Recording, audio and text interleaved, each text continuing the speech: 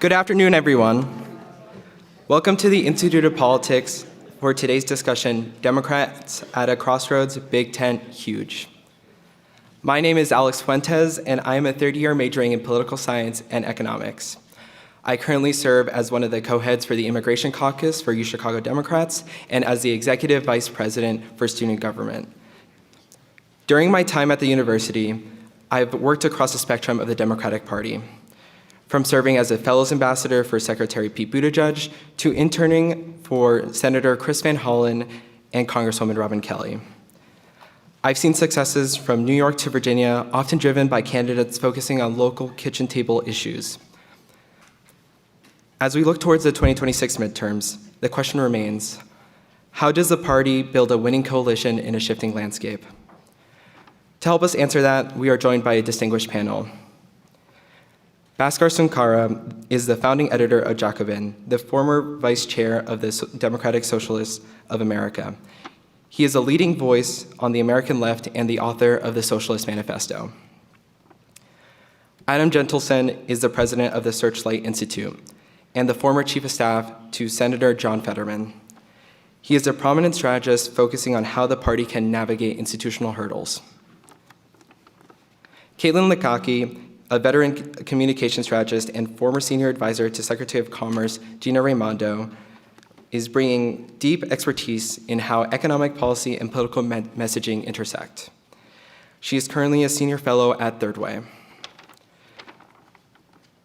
Our conversation today is moderated by one of our very own, Jennifer Steinhauer, Senior Director here at the IOP. A couple of housekeeping notes. Please take a moment to silence your cell phones. Towards the end of the event, 2 microphones will rove the audience for questions, and as always, students will receive priority. Please raise your hand when it is time for Q&A and prepare to stand up and introduce yourself.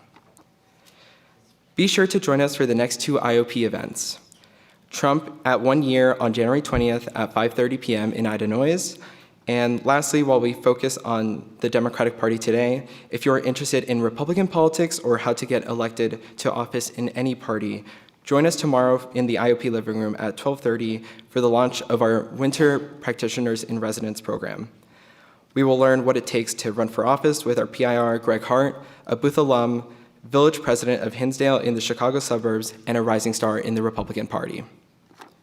For more information on upcoming programming, please visit politics.uchicago.edu.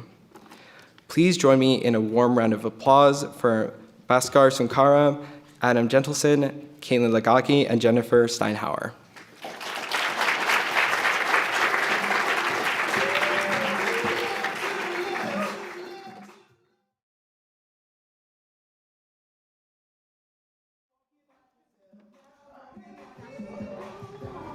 Okay, good music choice, Emma.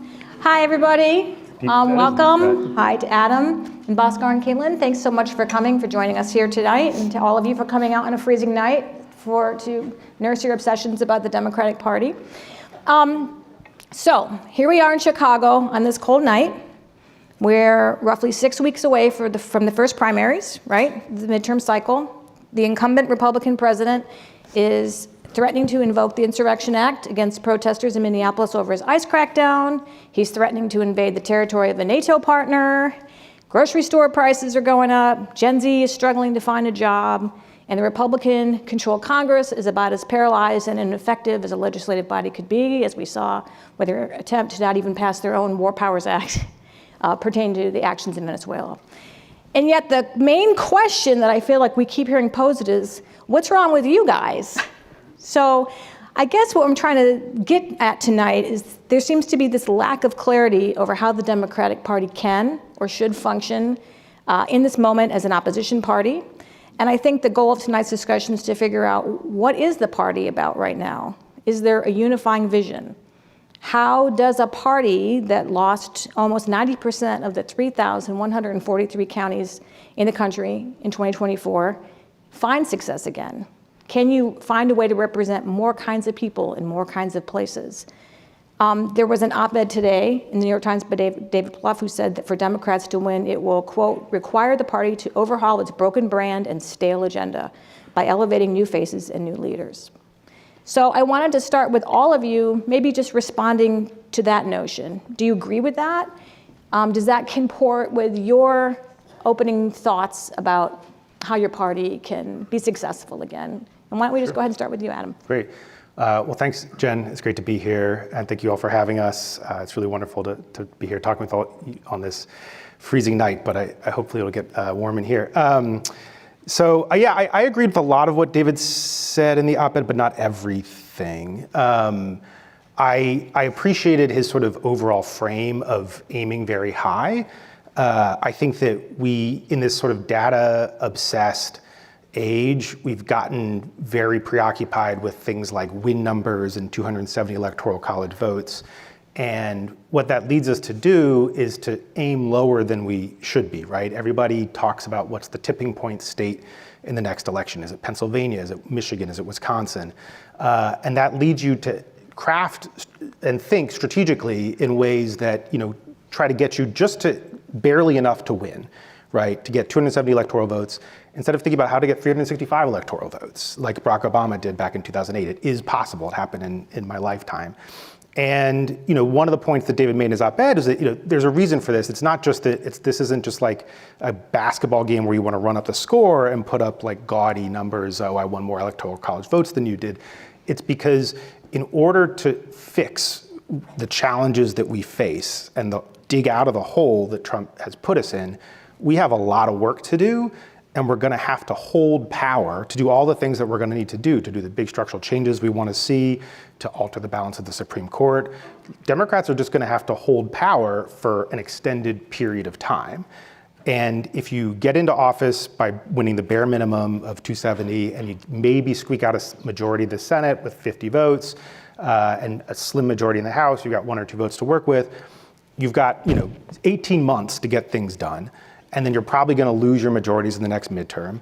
And if you lose the Senate, you lose the ability to confirm Supreme Court justices.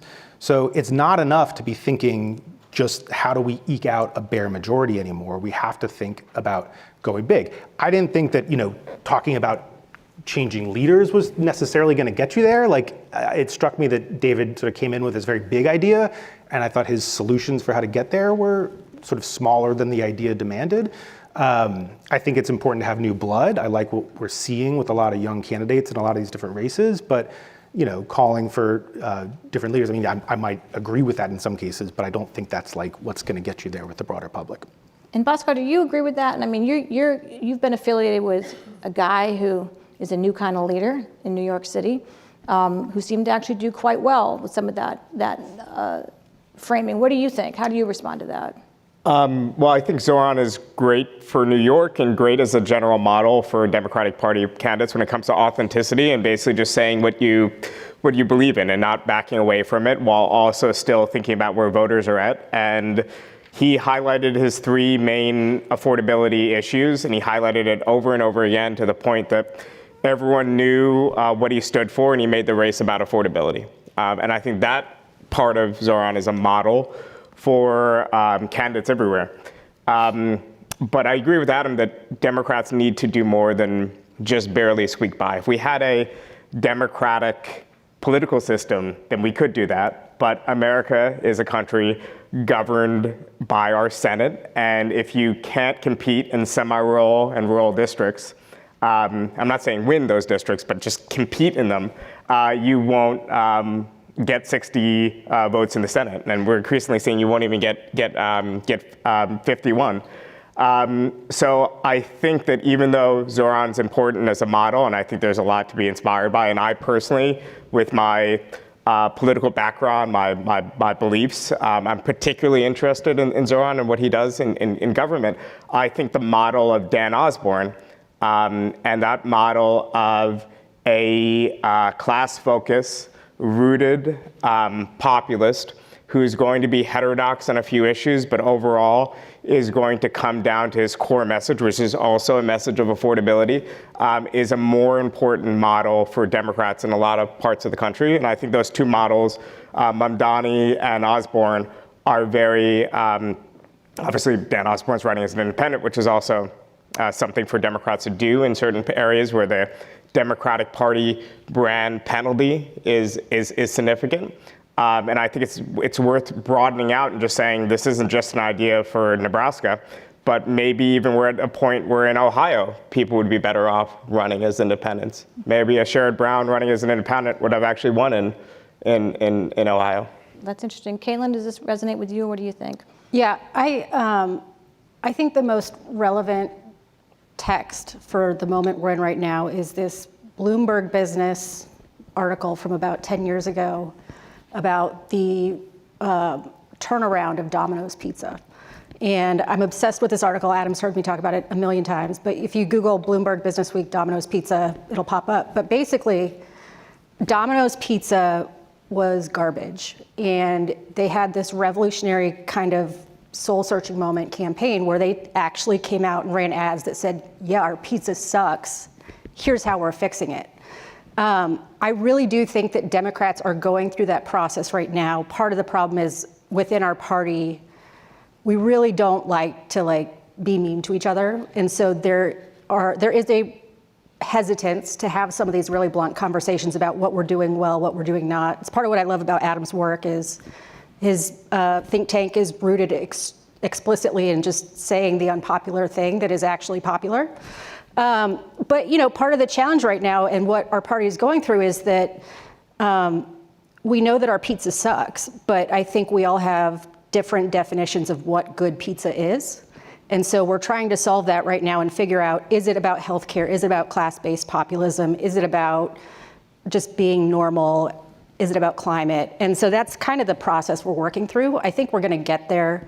I think after losing the White House in 24 and having this second iteration of Trump, people really do appreciate how bad it can get. And I think that when push comes to shove, we are going through this kind of factional argument right now, but I do believe that everyone is aligned, that the stakes are high enough that when the time comes, we have to unite.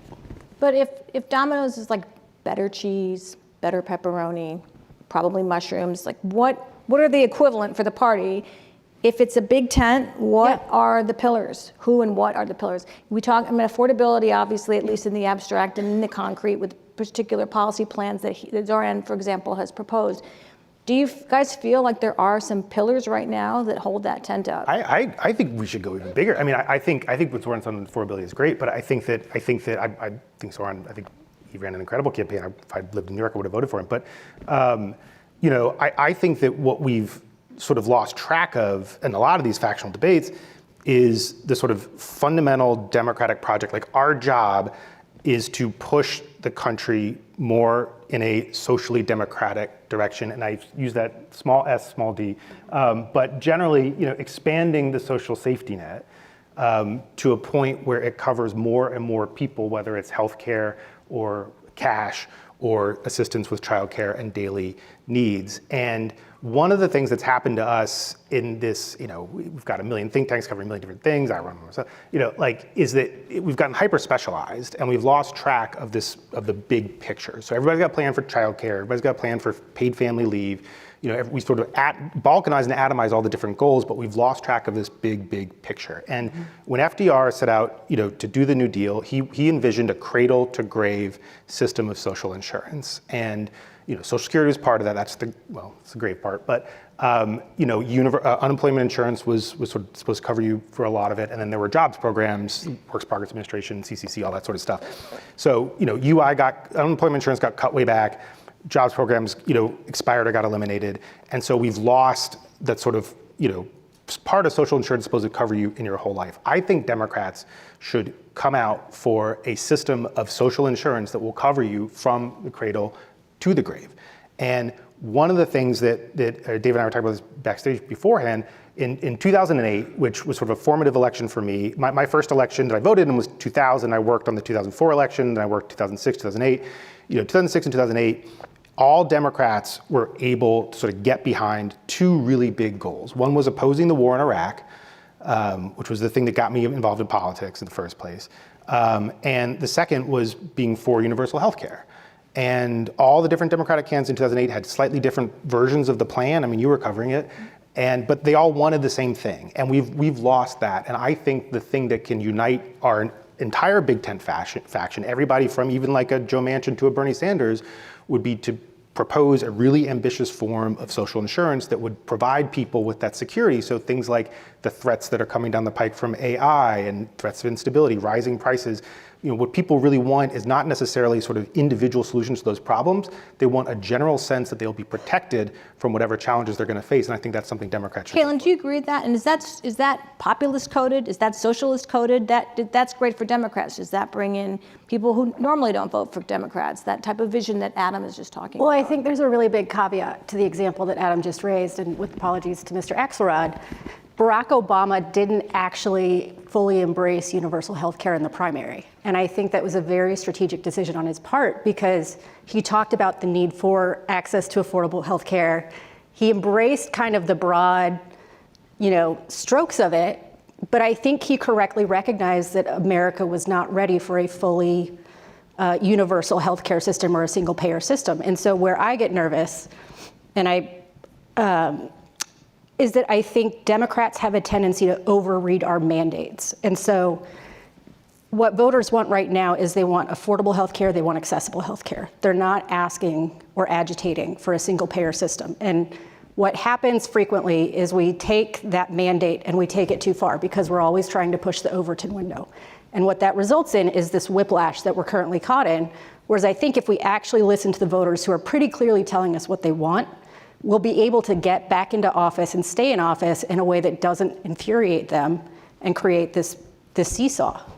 Yeah, I would say back then, Medicare for all was pretty radical position, and now it's kind of the normie position for a lot of Democrats. That needle has moved, right? But Bhaskar, how do you feel about what she just said? Well, just on the issue of Medicare for all, I do think that the current design of U.S. healthcare and a lot of our social safety net as a whole is just inefficient. It's bloated. We subsidize demand, but we don't control costs. So in many ways, if framed correctly, Medicare for all is actually streamlining and lowering costs. You have to be willing to actually structure the system the right way. But I think often we end up with systems that rhetorically sound like it's smaller government or more streamlined, but actually just introduce more bureaucracy in people's lives and actually just create small special interest groups that benefit from state and other kind of largesse, including from private employers that pay into our bloated healthcare system.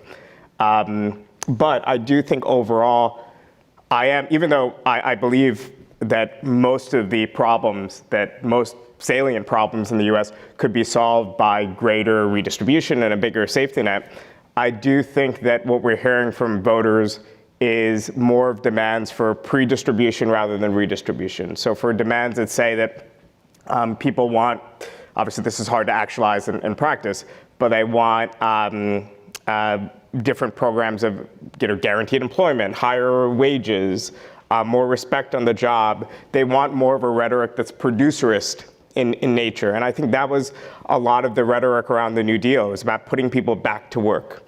And I don't think people want necessarily a system or a worldview where they're just seen as people who are going to be protected from the state, as opposed to narratives of them as wealth creators.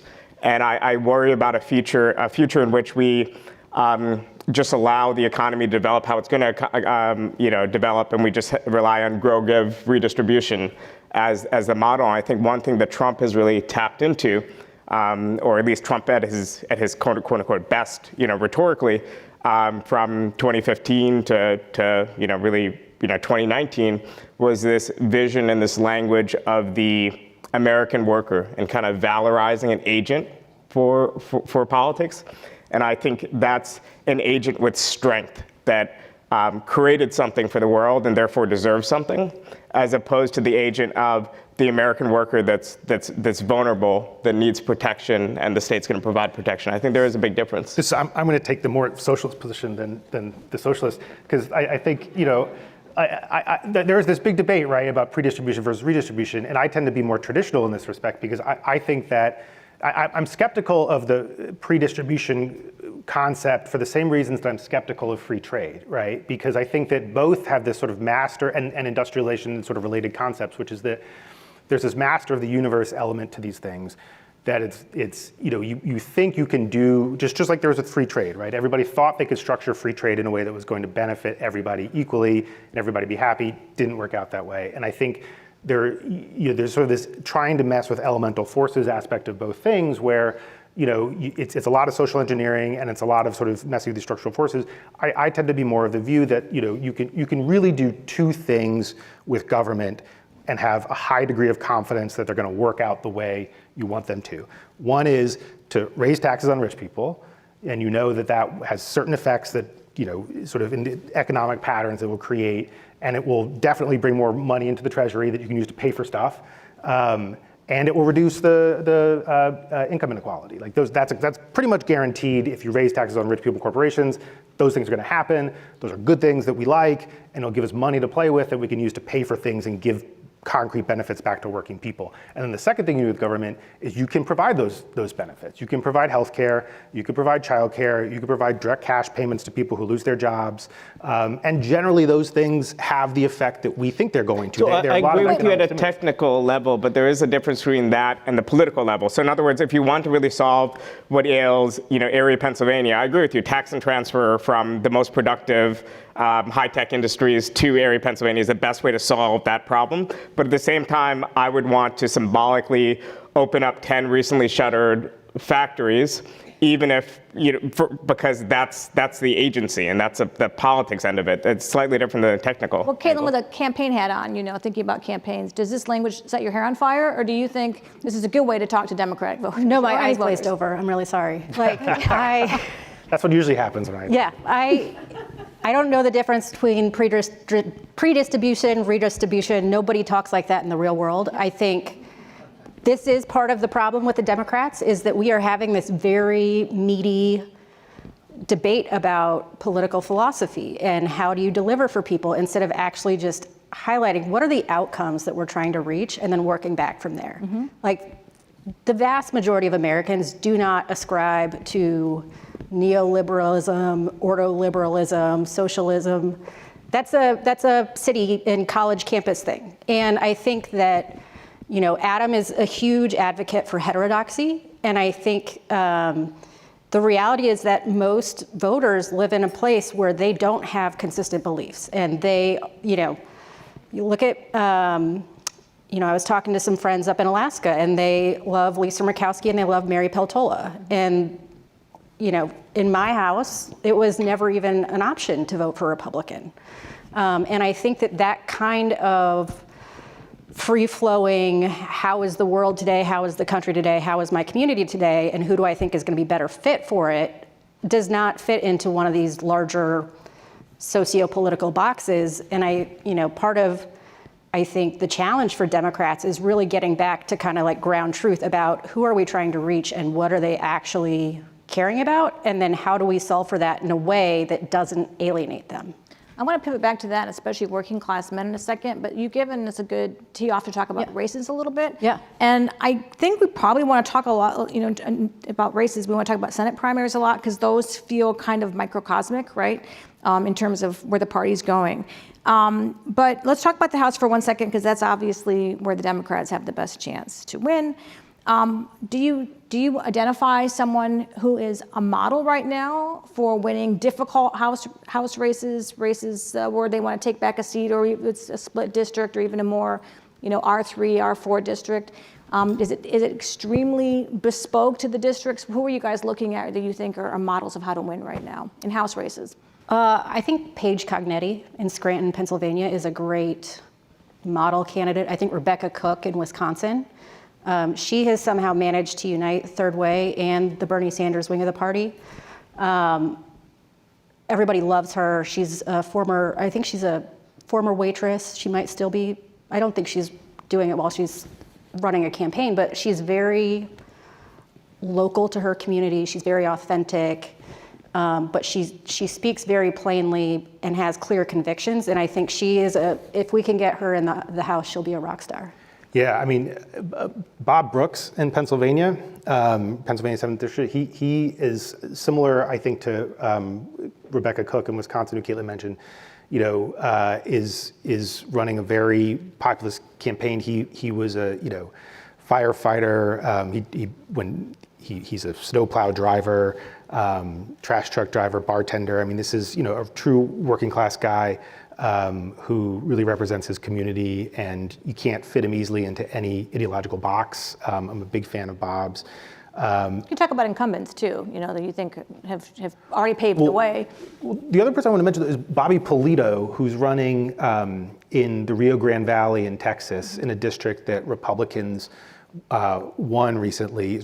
Really fascinating guy. He's he's actually a Latin Grammy winner and a singer, but has deep roots to the community and is running in a district that gets to these demographic questions that Democrats have been struggling with. It's a heavily Latino district that we lost in part because Democrats moved too far to the left on a bunch of issues that. The theory for 10 years or more in the Democratic Party was that the way to drive up turnout and to attract Black and brown voters was to keep moving to the left across a broad range of issues, and that backfired on us in 2020. It started in 2016, you could see the numbers start to turn, but really in 2024, when Donald Trump started to really chip away at our electoral coalition and win over significant numbers of Black and brown voters because of some cultural issues, and Bobby Polito is one of those candidates who I think has the ability as a more moderate Latino man to win back some of those voters and has enormous potential. Yeah, I think that at least in New York, an interesting race for me is the race to replace Nydia Velázquez, not because it's a competitive district in any way, but because it does get to two different wings of the progressive movement. An older wing that is very much based on race-based and identitarian mobilization, connected with NGOs that have, in my mind, very weak social roots, but are relatively well-funded and kind of speak broadly for, broad demographic categories. And Claire Valdez, who comes from, obviously, it's an extremely deep blue district, but comes from a labor organizing background, has a lot of national support, is, endorsed by, figures like Bernie Sanders, by Sean Fain from the UAW, by Zohran Mamdani. So it is an interesting kind of civil war within the progressive movement that I think shows two different courses. One, which is kind of, in my mind, fresher, but kind of a class-based mobilization and rhetoric, compared with mobilization based and driven largely by NGOs that, it'd be one thing if they actually had a social base. If we actually had a base in the Democratic Party that was kind of a modern day version of Garveyism, I would figure out how to relate to it because they would be drawing out voters and able to win. But I think a lot of times it's rhetoric without an actual social base. Well, that's somewhat of dovetail into policies. There's the rhetoric piece of it, but are there actual Democratic policies that have driven voters away? What are they? Yeah, absolutely. I think one of the things that's happened, is that we've gone from a place where, in 2006, 2008, Democrats represented, took positions that represented broad swaths of American voters. And, over that sort of the 2010s and into the 2020s, what happened was that Democrats started to shift and overrepresent the views of college-educated people. And the problem with that is that, historically it was Republicans who represented more college-educated voters, and we sort of traded. And the problem is that it's not a good trade by the numbers, because,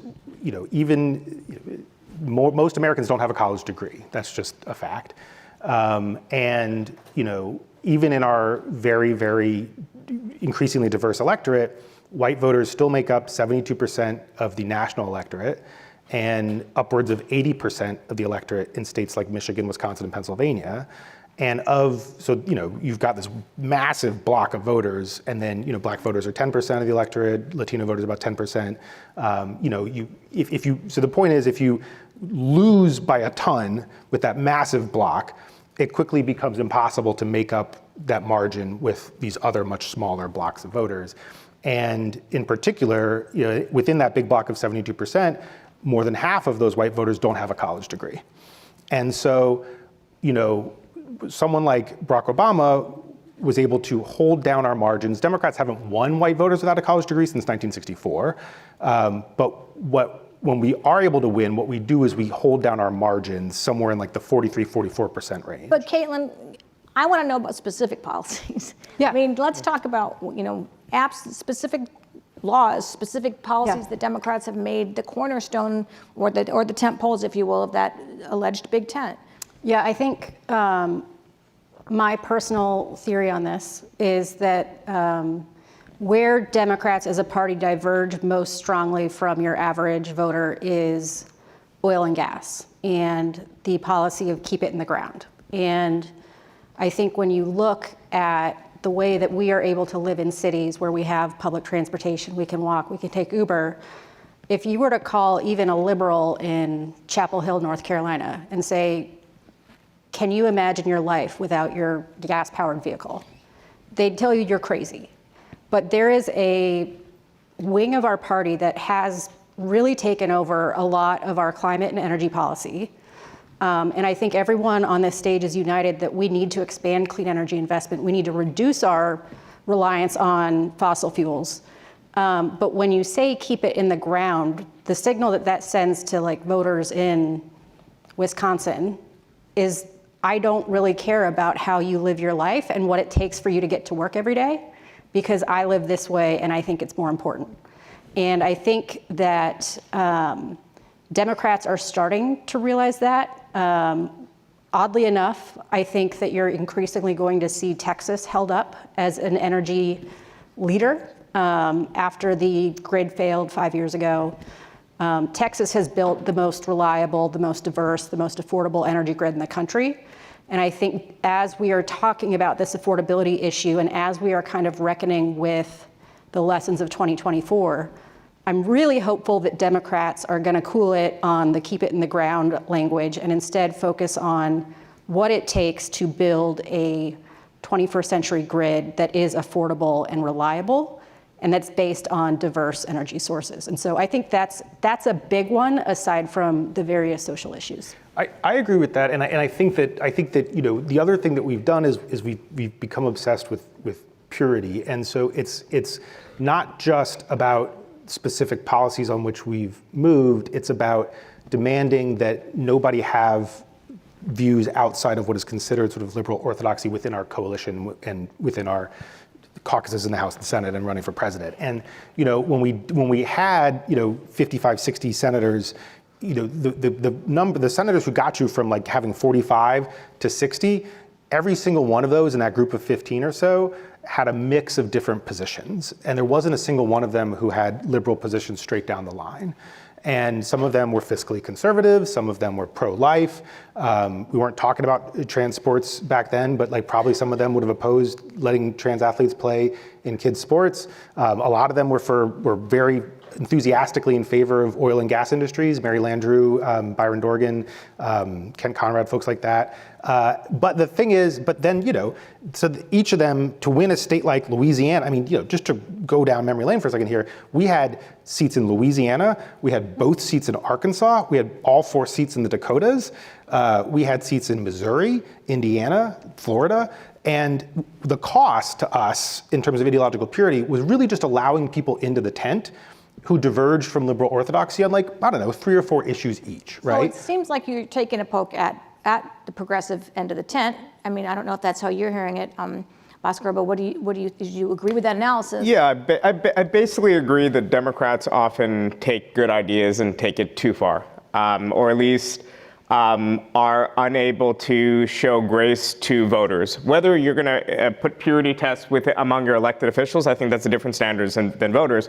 But when I talk to a lot of progressives about the need to win over more voters, let's say rural white men with more socially conservative views, they say that's impossible. Yet at the same time, all those voters will admit that historically the biggest stalwarts for social democratic economic policy in the Democratic Party are Black Americans. And Black Americans as a whole historically have been more conservative than your average Democrat on social issues. So if it's possible there, then why can't it be possible elsewhere? And of course, it is possible because throughout most of the history of the Democratic Party, before it lost so many of its working class voters, and this is not an ancient history, this is 2012, the Democrats were able to win over those people. And I think a lot of that comes down to coding. And some of this stuff can't be corrected overnight, and some of this stuff is just misperceptions. But if one party is coded as the party that has a narrative and a protagonist that is, American workers, and obviously this kind of like tainted nativist way, but has this coherent worldview, and the Democratic Party is seen as technocrats and scolds, then that's a problem. And often, like, we create our own crises moments. Like, people forget the trans surgeries and gender reassignment surgery and prison thing wasn't this right-wing gonzo journalism thing that came up. I believe it was an ACLU questionnaire. Yeah. So, and first of all, on that issue, I'm heterodox on all sorts of social issues, but I actually think it's a public prison. You have rights to healthcare that you would otherwise have access to if you're on the private market, in my mind. But I don't think if I was running for office that I would like to be asked that question. So we're turning it from an issue of respect and civil rights and things that most Americans can get behind, treating people with respect. If someone tells you, this is their pronoun, you just misidentify them to their face. That's an incredibly rude thing to do. If someone's getting discriminated at their job and fired because of their identity, that's something that I think most Americans would oppose. But instead, we're picking the most fringe issues too. Same thing, even on issues where we have a lot of popular support, like on abortion rights. Why not, on late-term abortion, the type of rhetoric that the Democratic Party has taken to be the default all Democrats need to support is not the norm in most of the world, including in Scandinavia and other countries where you have 16-week norms with exceptions for medical reasons and other circumstances. The Democratic Party has gotten more extreme than it has to be, while at the same time being a less effective party, and also a party that's delivering less at an economic level than its center-left peers abroad. Well, let's take that theory though to Trump and something like, I think ICE is a great place to look, because you're looking at something that's actively going on, that's escalating tremendously in this very moment, and then you have a lot of Democrats who definitely get very squeamish to hear words like abolish ICE, right? And Harris, when she was running, Vice President Harris, when she was running for president, used the authoritarianism word a lot. That message didn't seem to resonate. Is that different now? I mean, how does these rhetorical issues, less about social issues, but more about current Trump policies, do you maintain a sense of caution about that, or do you think Democrats should lean in? So, one of the most interesting experiences I had working in the Biden administration at the Department of Commerce was I cannot tell you how many issues or decisions they had made that once we got into office, we were like, I think we'd like to keep that. But the way they did it was so deeply flawed that we would have to unwind it and then figure out how to rebuild it. And I think that experience was very instructive for me when you look at what is happening with ICE right now, is that ICE is out of pocket. Like, they are acting egregiously, unconstitutionally. There is nothing defensible about the way they are acting and operating right now. But that's different from reading it as a mandate that we should not enforce immigration policies. And so I think the challenge for Democrats is finding ways to impose accountability and oversight on the Trump administration without it being a reflexive rejection of the idea or the outcome that Trump is claiming to be in service of. For example, domestic manufacturing. That's something we can all agree on.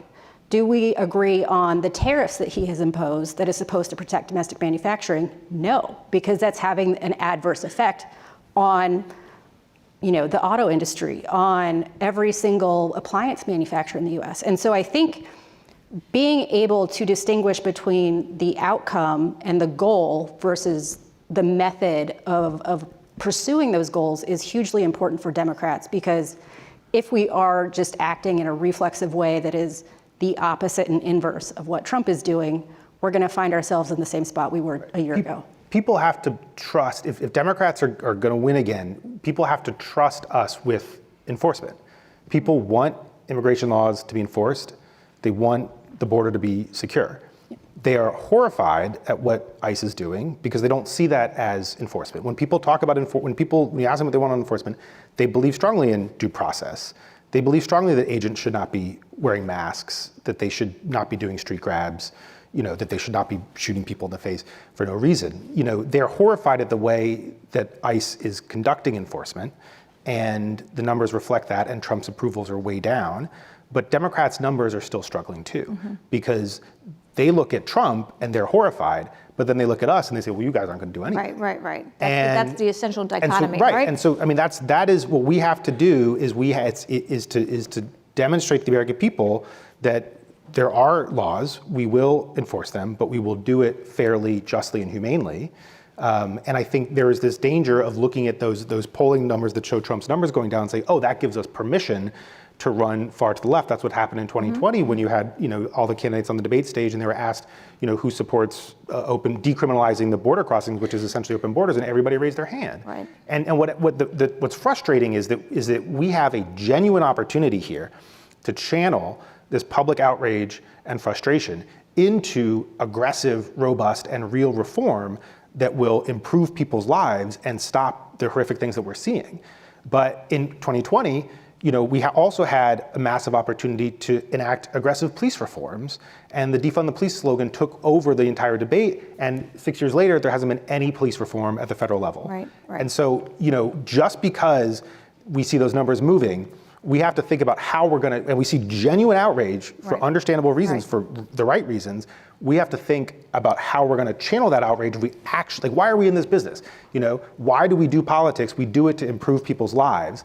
And can we channel that outrage to actually make a concrete difference and enact these reforms? Or are we going to get obsessed with slogans and decide this is all about purity tests? So that is the great test. And we're going to go back to Q&A in 10 minutes, but I don't want to let my primary horse race nerds down.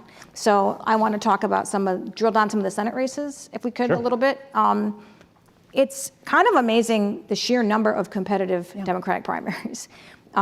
Democrats are fighting it out in Texas, Iowa, I think, Maine, Minnesota, Michigan, and most of these states and more Democrats need to take back the Senate. It's an uphill fight, and yet the party isn't really closing ranks, right, around specific candidates and races like you tend to see at this point, so close to the earliest primaries. So why don't we start with Texas, because that seems to be, one type of dichotomy of the candidate who's clearly designed, right, out of the office of fire up the base, and the other candidate seems to be out of the office of let's pick up swing voters. Does this represent We can do Texas quick. a dichotomy in the party, or is this an anomaly, or what do you guys think about that? Let's start with that. I'm sitting Texas out.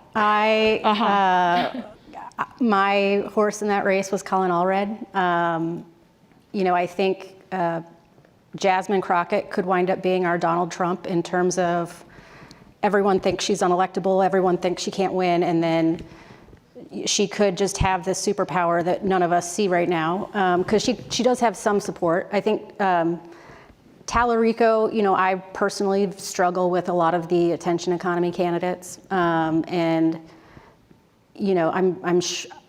if gun to my head I had to choose between the two, I would choose Tallarico.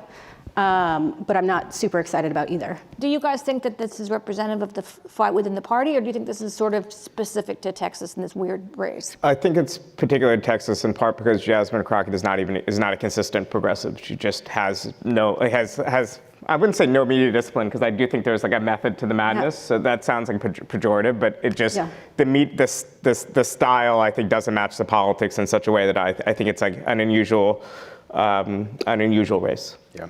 And Michigan, so Maine, we'd have Let's do Michigan. older candidate, younger candidate. We've seen a lot of that.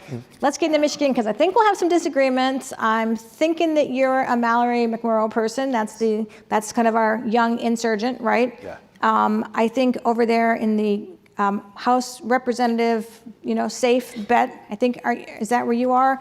Caitlin, Establishment corner. with our establishment corner. Haley Stevens will be the Haley next senator Stevens. from Michigan. Haley Stevens from Michigan, that's right. We've never discussed this, and I haven't seen anything that you've said about Michigan, so I don't know if you have a horse in that race. And then we obviously have another candidate. I don't know where else he's polling, but I think he's still very much in it. It's neck and neck all very So you close. have like Yeah. sort of different generations, different sort of dots, right, along the Democrat line. What are the differences that these candidates say, again, a bit more writ large about the party right now and where it's at? Okay, so I think, I really do believe that it's, like, especially when it comes to the Senate, it is mission critical to win. Like, you just have to win because the Senate's more important than the House. Sorry, House people, but it just is, because not only do you need it to pass legislation, it's the only chamber that confirms Supreme Court justices, and if you don't control it, we're at a 6-3 deficit right now in the Supreme Court. We have to maintain control of the Senate, not just for 2 years, but like for a while. Said the former Senate staffer. Yes, I'm biased, but I happen to believe it's true. So if we're ever going to have any hope of shifting that balance on the court, we're going to have to hold the Senate for a long time so that, Thomas and so whatever. So got to win, got to run up our numbers. I am not persuaded, though, in the case of Michigan, that Haley Stevens is more electable, is the most electable candidate, because I think that I just don't think the numbers are there. It's not a strong case. Her track record of electoral performance is not particularly strong. I personally think that Mallory McMorrow has more potential. She's less tested, but she is extremely comfortable in this new media environment, very comfortable in her own skin, very comfortable across a range of mediums. Her poll numbers are not as high as Stevens is now, but she has less name ID, and you guys, I can use these terms here because you guys are all politics nerds, you know what I'm talking about. So she's got a higher ceiling potentially. As people get to know her, they seem to like her. So I'm more in the Mallory camp. Well, Haley Stevens has proven herself in House races, but against Republicans in tough races. But why are you putting your horse there? So just for full disclosure, I do work for Haley, so I'm not completely unbiased. You were doing it before you worked for her too. Yes, So I think that's why they called. Yeah. Throughout my history, I have worked for candidates who are quote unquote not exciting, but they're very serious legislators. They have very deep roots in their communities. They understand their communities. And I think when you look at what just happened in Virginia and New Jersey as examples, you had two very boring, unexciting women who were not doing well online. They weren't going viral. They weren't raking in the small dollar donations, but they knew how to do their jobs and people trusted them to do their jobs. And so I think Haley is of that mold where she's born and raised in Michigan. She is an expert in manufacturing policy. We've got Michigan that is constantly on the cusp of, if Donald Trump's tariffs are going to wipe out the industry or not. And I think that it's that kind of both cultural and policy understanding that is really the most effective mix. And I was thinking about this earlier, and it's kind of like finding a good doctor, where you have doctors with bad bedside manner who are brilliant medical minds. You have doctors with great bedside manner who don't know anything about science. And it's really hard to find the perfect doctor who has both. And given the choice, I would rather have the good doctor who is not as compelling on the internet than somebody who is compelling on the internet but isn't effective or able to get the job done. And so I think that, Michigan is not a blue state. It's very purple.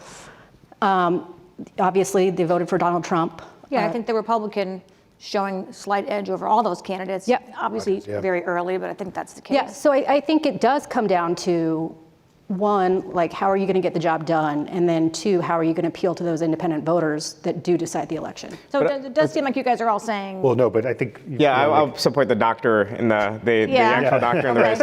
But I do think so we really have all different points of view on this. But I think on social and cultural issues, all of them are basically running in the same lane, more or less. I would say, just to pivot to the left on at least one issue, on immigration right now would be absolutely suicidal for Democrats to indicate a rightward move. I think in general, people are in favor of a harder, more secure border. But I'm not sure that necessarily means they're in favor of even the type of immigration enforcement you had at times in the Obama administration. A hard border has to be combined with some form of amnesty. Then if people are committing crimes, they'll be picked up by regular police forces, and then at that point they could be deported. I think there is no reason for these kind of militarized sweeps, and just the narrative right now that is also, what independents think. I think if you just look at, obviously as you both know, if you just look at the overall numbers are just skewed by how partisan, the country is. But the narrative right now that Trump is sowing chaos, I think is enough for Democrats. And there's no particular demand like defund the police that I think could derail, Democrats. Well, that's interesting. So my two big takeaways before we go to questions, and I have everybody with our mic, and then one quick lightning round. It's really almost a one-word answer from all of you, but so you have 3 Democrats in this race for Michigan. You guys are all pro 3 different ones, which could be a metaphor for the problem in your party right now, or it could be a sign that there's like it's a poo-poo platter, right? And it's just finding the right candidate for the right district or the right state in the case of Senate races, and that seems to be kind of what I hear uniformly from all of you. Before we go to questions, and I think we're ready to do that, just really quick. Harris indicating that she might like to run for president again.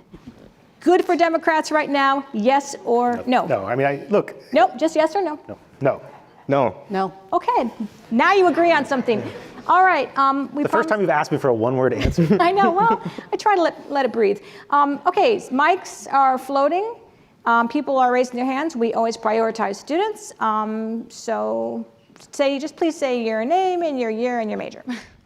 Hi, I'm Chloe. I'm a 4th year in the college. I know we talked a bit about rural voters and how we kind of needed to code more and talk more about affordability in the broader picture. But also, I think about the attempted assassination against Trump, and when he was making that speech, it was in a county of like 2,000 people. Butler, Pennsylvania. And I just wonder, because we've always talked about the rural voter, and automatically you think like conservative, and how besides around Obama that like hasn't really changed in a while. If showing up more just in rural places, at least on like a national scale, would matter more. And also, when I think of Democratic leadership, I think of like Hakeem Jeffries and Chuck Schumer, Dick Durbin, like these people from urban areas. And if we had more rural leaders in those types of positions, if that would make a difference. And maybe I just don't know, and I'm not seeing that. And if that's like not the case, then let me know. But no, I'm just wondering why we're not doing those things. I agree with you 100%. I mean, representation matters, right? And that's true. I feel like the conversation usually happens around like race and gender and sexuality, but like it's true for where you live too, because rural communities have different points of view about things. And if your leaders are all making decisions and none of them come from rural communities, they're like, well, let me look at a poll and try and understand what rural voters think. It's not the same thing. And about showing up, hugely important. And what the data can be very, data is a tool. You can use it well and you can use it badly. And one of the things that this sort of obsession with data has driven us to do is when you look at where your voters are as a Democrat in most states, they're clustered around urban and suburban areas. And so you think to yourself, well, that's where, and your candidate, your commodity in a campaign as a candidate's time, right? That's the most valuable thing you have. So you think, where do I spend this commodity? Where do I send my candidate? Well, if you look at the numbers, you're going to send them to where most of the votes are, which is in the urban and suburban areas. And you're like, well, we're not going to win these rural areas anyway, so why bother sending them there? What's happened to us in the last 10 years is that we went from not winning those places by 10 or 15 points to losing them by 20, 30, 40, 50 points. The bottom just completely fell out. So just from a data perspective, that screws up your calculations because you can't run up the numbers high enough in urban areas to make up for, you can lose rural areas by 10 points, But if you lose rural areas by 30, 40, 50 points, you're not going to make it up in the cities. And so, the only way to do that is to show up, and I think that's really I important. think Lauren Underwood in Illinois is a really good example of Yeah. that. Her district's half rural, and she's told me in her first campaign that she just went to rural areas where a Democrat hadn't stepped foot in like 15 years. So that seems to. Yeah. And you get a bunch of attention, you get a bunch of media, everybody knows, it's actually an efficient use of time, but it doesn't look like that when you look at the numbers. And if I can address the second part of your question about why all of our leaders are from strong urban centers. I have jokingly named this the moderate's paradox, which is that in order for a moderate to get elected, they're probably in a purple or reddish place, which means that inherently their seat is more at risk, which means in order to win, they have to localize their race as much as possible. They have to be home every weekend. They have to be talking about local issues. They have to be taking positions that are outside the norm of the party orthodoxy. But what that also means is that they are punished when they take on a more national leadership role, because that means they become the face of the party. And so I agree with you completely that if we had more of the like John Tester types in leadership in our party, we would be better off. But the problem is that John Tester has a harder time getting reelected the more he does that. Harry Reid was from Nevada, right? I mean, I think, and he was our best leader, I think, and it's not a coincidence that he presided over a Senate caucus that had 60 senators in it, and included, the senators I mentioned before from rural states, because, Nevada was a red state in 2004, it voted for Bush. It flipped, it blew for a little while, but now it flipped back red, and it's 80% rural, so better to have leaders from states like that. Hi, my name is Jacob. I'm a fourth year in the college studying political science. And you guys have talked a lot about meeting voters where they're at, which is obviously a good goal. But I also want to think about politics of persuasion. Mm-hmm. You talked about abolishing ICE as like an unpopular thing. But recently polls, like the most recent polls have it as if not net favorable, a lot more favorable than you would think it would be, especially like 3 weeks ago. Yeah. And so I'm curious on your guys' thoughts on, yes, we have to meet voters where they're at, but in order to get what we want done and things that are part of the Democratic policy platform, the idea of convincing people that our ideas are right. And I'm kind of curious why that was not a through line in the conversation as much. Well, I think there's certain issues in which that you believe in that you have to stick by, otherwise you'll seem inauthentic. I'm not recommending that most Democratic Party candidates in competitive districts run as Democratic Socialists.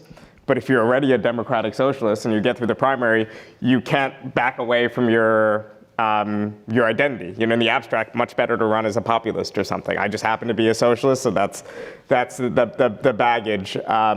The leader of the Democratic Socialists of America for many years was a very famous figure in Europe and among these European leaders. And I believe the German chancellor, the German leader, Willy Brandt, said, Michael, if you were born in Europe, you'd be a head of state. Instead, you were born in America, so you're the leader of an organization with 5,000 people. And I think that's often the burden. So you have to find out what's a point of principle and what's not. To me, the problem with defund the police was it was actually just bad policy too. From any sort of progressive standpoint, you need to have police that are accountable, that are respectful, that are well trained. If you're funding them less, you have less money for training, you have lower salaries, so you're going to get a worse pool of applicants and so on. It just didn't make sense at that level, so it was an especially bad way to spend capital. But I'd gladly support candidates in the interest of persuasion in favor of socialized medicine, even in areas where it's not popular, because I think it's the only route forward to fixing American healthcare.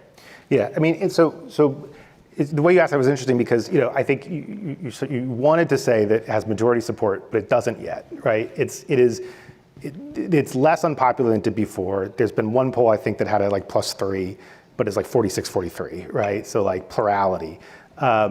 And I don't know if you guys watch The Simpsons. Is that too dated? There's a danger with issue polling that I call the disco stew fallacy, which is when Marge goes to Disco Stew's store, he says, hey, he points to a chart of disco record sales from 1976 to 1979, and it's a red line going up like this. And then he says, if these trends continue, hey. And I think that's the danger of issue polling when it gets too granular, because I think that what people are seeing right now is going to make ICE less popular. This number's going to go down. Abolish ICE might creep into positive territory in some polls, but I've seen other polls since then that show it's still not. And so it's really a question of what you want to index on, right? And what do you actually want to accomplish here? Because if it creeps above majority level support, it's probably going to go back down. Because even now, relative to the, like when you ask people, what do you mean when you say abolish ICE? They say things like no masks, no street grabs, due process rights. Some people actually completely want to get rid of the agency, but even a lot of those people then want to replace it with something that basically does a lot of the same things, but under a more reformed and just and humane framework. And then to do that, you have to pass legislation to create a new agency, which would be a massive fight and probably take up the entire first year of a new Democratic president's term. Republicans would relish that fight, and you're probably looking at a slog that ends in failed midterms, and it's a lot. Can you accomplish a lot of what you want to do in terms of reform, no masks, no street grabs, all that stuff, without actually completely getting rid of the agency and creating a new one through legislation? And if the answer is yes, then I think you have to ask yourself, why would we index on this particular slogan, which even if it sort of nudges up in public opinion, is always going to remain the least popular part of this robust reform agenda that we want to achieve. So it's really a strategic question. I think we have time for maybe one or two more questions. Oh, and sorry, you want persuasion. The thing is, like, with people who aren't with us, the way to persuade them on immigration is to say, I take enforcement seriously. The people who aren't with us right now want to see immigration laws enforced. And so the way to persuade somebody is to establish a shared connection first, and then convince them that your way is better. But you have to establish a shared connection on the basis that we take enforcement seriously, and then explain that we want to do enforcement in just, humane, and fair ways instead of the inhumane way Trump is doing. Okay, let's try quickly plot through at least one or two more. Hello, thank you everyone. My name is Jack Howes. I'm a freshman student at the college. Although I have enjoyed the discussion today, I have felt slightly interested because I tend to come from the more socially left-wing element of the Democratic Party. I agree with them on most issues, but I joined them because of the social policy. I myself, talking about your example, Mr. Jentelson, I would have a lot of trouble voting for someone who is pro-life or who is more pro-oil than I would wager who has a more conservative position on race relations or trans policy. And I assume that a significant portion of the Democratic base nowadays is similar in that regard. I think a lot of the base is concerned with social policy. And so whilst I agree with you that it could be important for us to be more populist in our economic messaging, what I worry is, how are you going to convince the established Democrats, people like myself and those like me, how are you going to convince us that you're not going to betray the party on social policy, which is part of the main reason why people like us have joined in the first place? So it's like a game of Tetris, is how I always think about this. That's another dated reference. So the thing about, let's just say you have a Senate majority of 55 Democrats, right? And to get there, you had to accept 5 Democrats or 6 Democrats who don't support the right of trans kids to play sports, right? So those 6 got you into the majority, and they got you this majority that's big enough that you might survive a midterm, and be able to hold on to the Senate for all the reasons they're important. We talked about, like, Supreme Court justices. You also control the agenda, right? You've got a Senate Democratic majority leader, you've got a Democrat in the White House at this point. And just because you have 6 Democrats in the caucus who aren't with us on every social issue, Democrats aren't going to bring up a bill to outlaw those things just because they have a small number of people in their caucus. But those 6 Democrats who don't share our position on trans sports are probably going to be there for us on 80 to 90% of the other stuff we want to do. And that's where the Tetris comes in, right? You're going to be able to find a lot of places where you can line up 50, 55 votes. I believe in getting rid of the filibuster, so hopefully you only need 51. But I wrote a book about it, you guys should get it. And you're going to be able to line people up on issue after issue after issue. And those people taking those positions that are culturally to the right of where we are is what they need to do to win those states and to put us in control of the Senate and to hold on to the Senate, but they're not the ones dictating the agenda. Caitlin, you want to weigh on that? Yeah, one of the most formative experiences in my career was in 2012. I was working for Claire McCaskill in Missouri. Joe Biden came out in favor of gay marriage. And I think most of the people in the first 3 rows are not old enough to remember a time when gay marriage was extremely controversial. And, basically our polling told us that if Claire McCaskill agreed with Joe Biden at that moment in time, she was going to lose the race.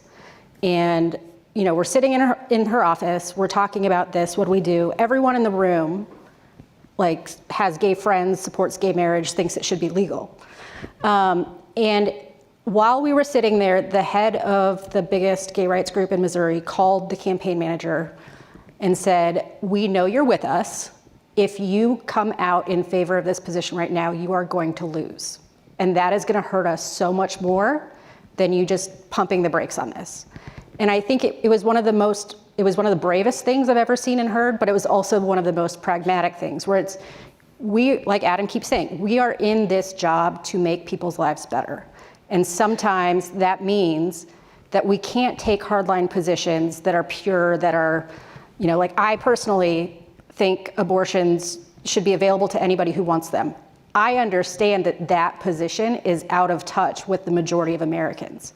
And so if I want abortions to be available to the women who need it most, then I have to kind of reel myself in. And I know it's hard, it's frustrating, but sitting in a room and hearing somebody say that about an issue that directly affected their rights and being able to see how it fit into the larger picture was extremely important. And it was brave, it was humble, it was serving the greater good. And I think that sometimes we forget that half a loaf is better than no loaf at all. And sometimes progress is slow, but that's the way you have to do it. I think we can hit one more.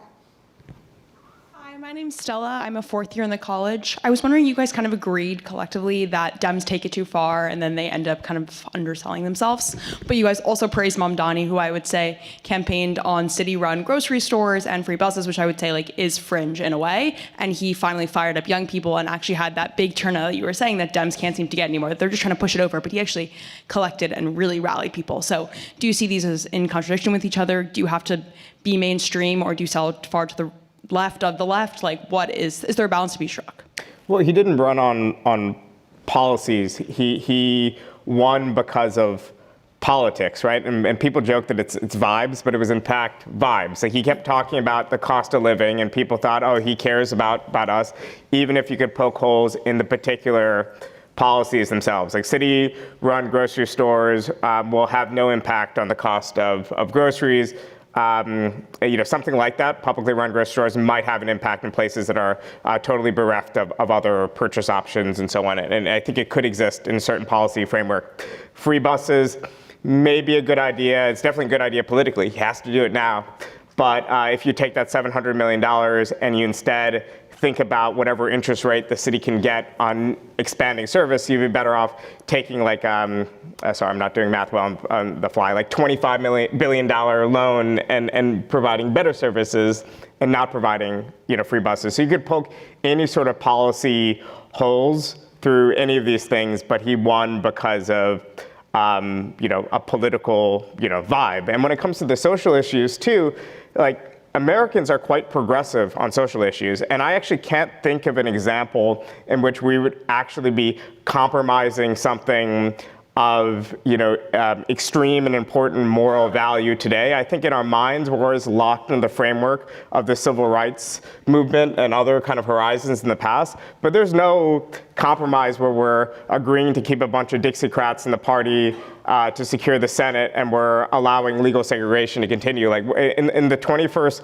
century, Americans are quite progressive, and we're more progressive than a lot of our peers, including on issues like immigration. That's why we should always be worried about rhetoric that is more fringe, in part because it doesn't speak to the fact that, of course, we all agree about this. So we should be worried about rhetoric that's excessively like multicultural rhetoric or excessively racialized rhetoric, because the irony is we're a country that is not multicultural in the way Europe is, because we're a much more integrated, a country. And ironically, we keep reifying these categories and these things that in my mind, actually bring us to the version of the country that we don't want. I'm going to let Bhaskar have the last word, but students in the audience, if you love socialism, come check him out, because he's going to be a fellow here at the IOP in just a few weeks. You'll come meet the fellows at the end of January, and he'll be here for all winter and spring. I want to thank all my panelists who came to Chicago on the not balmiest day to be with us, and especially to all of you who also came out. Thank you so much, and we'll see you at the next one.